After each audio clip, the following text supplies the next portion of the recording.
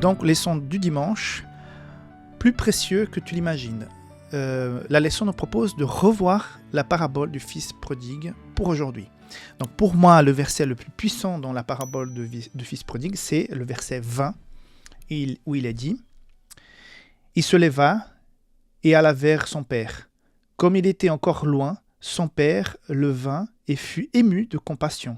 Il courut se jeter à son cou et le baisa. » Donc, le père était en attente du retour de son fils, celui qui l'a trahi, pas seulement trahi, quelque part l'a tué encore en vie, l'a rejeté, ignoré.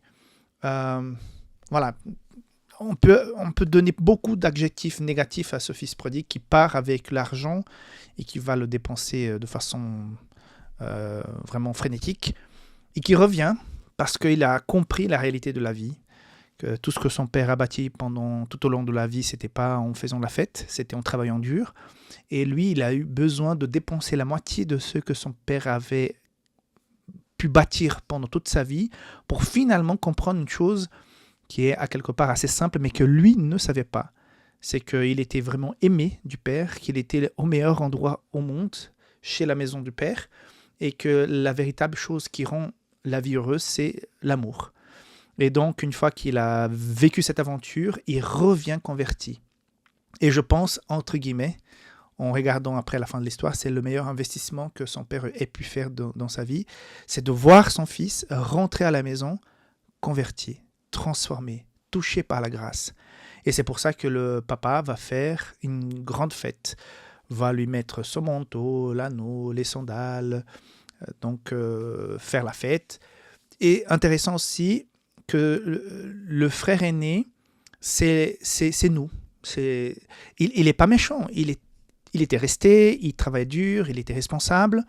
Donc c'est un peu, à mon avis, mon regard, j'ai un regard comme ça, il nous représente, puisque le Père est Dieu qui accueille les convertis, et nous sommes ces justiciers qui sommes en train de comparer les choses. Et la leçon va utiliser un mot intéressant. Parlons de... il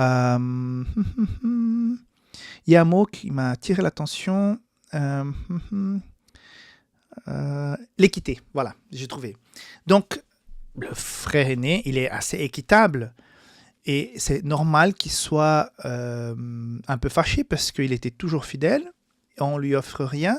Et tout à coup, le fils qui dépense tout. Donc, forcément, ce n'est pas équitable. Mais ce n'est pas équitable, pas vis-à-vis de nous. Ce n'est pas équitable par rapport à Dieu. C'est vrai que ce n'est pas équitable.